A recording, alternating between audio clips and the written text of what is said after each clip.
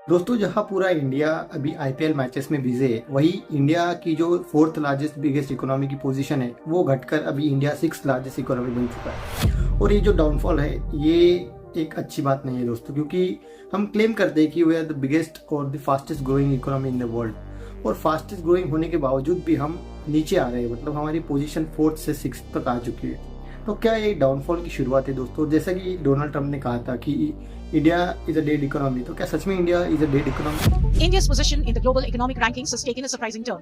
FIIs and FPIs may come and go. According to the latest data from the International Monetary Fund, India has slipped to become the world's sixth largest economy in nominal GDP terms. सबसे पहले हम जानते हैं दोस्तों कि GDP क्या होता है। जीडीपी मतलब ग्रॉस डोमेस्टिक प्रोडक्ट।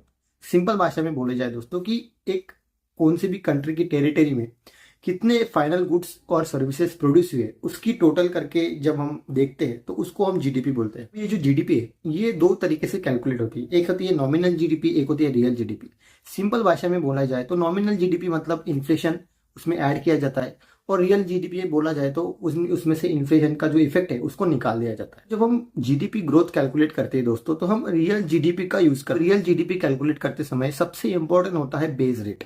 और बेस रेट बेसिकली वो होता है दोस्तों जिसको हम फिक्स्ड मान लेते हैं। कोई सा भी साल का मतलब 11-12 का ले लेंगे और वही फिक्स्ड मान के हम आगे के जो भी हमारे कैलकुलेशंस प्रोडक्शन होंगी उसी को बेस मान के हम जो है जीडीपी कैलकुलेट करेंगे, ताकि जो इन्फ्लेशन का इफेक्ट है वो हम इसको नलीफाई कर पाए। बेस रेट आपको ध्यान रखना है दोस्तों, क्योंकि आगे भी इसका मैं जिक्र करने वाला हूं। अभी आपको समझ में आ गया होगा कि जीडीपी क्या होता है, रियल जीडीपी क्या होता है और नॉमिनल जीडीपी क्या होता है। दोस्तों, अभी जो हाल ही फिलहाल में आईएमएफ का जो वर्ल्ड इकोनॉमिक आउटलुक हुआ था उसमें आईएमएफ ने जो इंडिया की रैंकिंग है वो फोर्थ से हटा के सिक्स तक। फिर सबसे इंपॉर्टेंट दो रीजन है दोस्तों। सबसे पहला, जैसे कि मैंने कहा कि बेस रेट एक बहुत ही इंपॉर्टेंट रीजन है, वो मैं आपको भी समझाता हूँ। उसके बाद दूसरा सबसे बड़ा इंपॉर्टेंट रीजन है वो है करेंसी डेप्रिसिएशन। जो हमारी इंडियन रुपी जो डिप्रिशिएट हो रही है वो भी एक बहुत बड़ा रीजन है। तो सबसे पहले हम जानते हैं कि बेस रेट का क्या है, इसमें इंपॉर्टेंट है। बेस रेट का इंपॉर्टेंस क्या है दोस्तों वो सुनिए। देखिए, जब 2011 का बेस रेट था तो वो था फॉर एग्जांपल 100 रुपीज।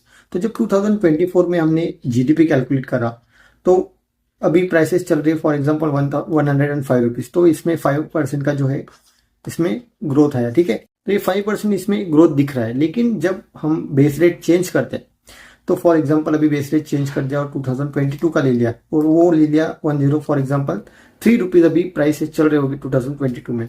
और जब हम 2026 में जीडीपी कैलकुलेट करेंगे और प्राइसेस जब बढ़ के 106 हो जाएंगे तो यहाँ पे जो भी डिफरेंस आया, मतलब 103 के ऊपर 3 रुपीज का जो डिफरेंस आया वो कितना आया दोस्तों? तो वो अगर हम देखेंगे तो हमको मिलेगा कि वो है लगभग 2% या 3% लगभग, ठीक है।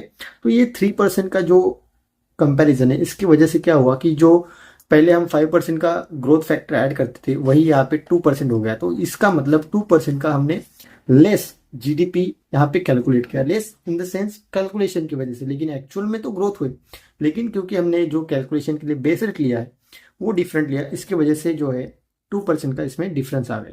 तो ये एक मेन रीजन है दोस्तों जिसकी वजह से हमारा जो जीडीपी टोटल है वो थोड़ा सा कम आ गया।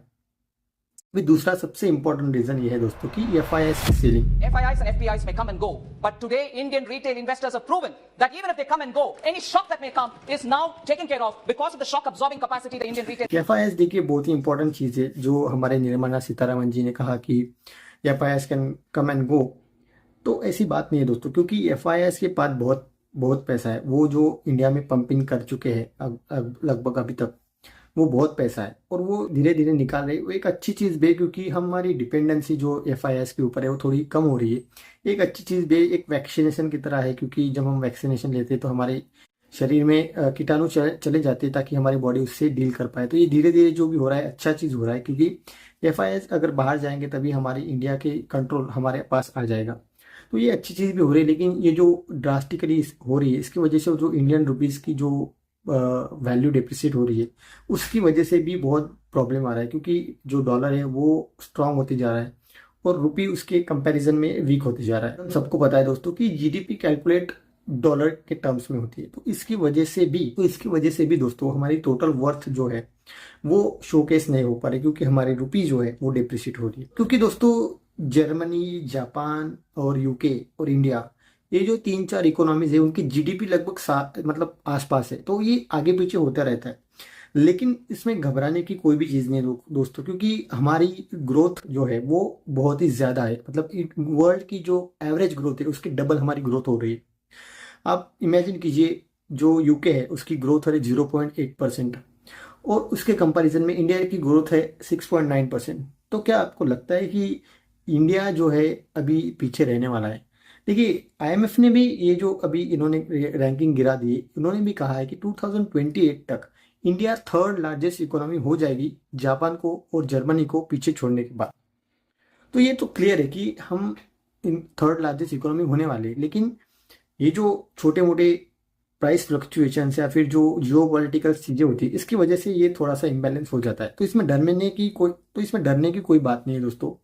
और डेफिनेटली इंडिया आगे बढ़ने वाला है। वीडियो के लिए बस इतना ही। और इस वीडियो में से आपको कुछ नया सीखने को मिला तो डेफिनेटली चैनल को आप सब्सक्राइब जरूर कर लेना, क्योंकि ऐसे वीडियोस में और भी लाने वाला हूँ।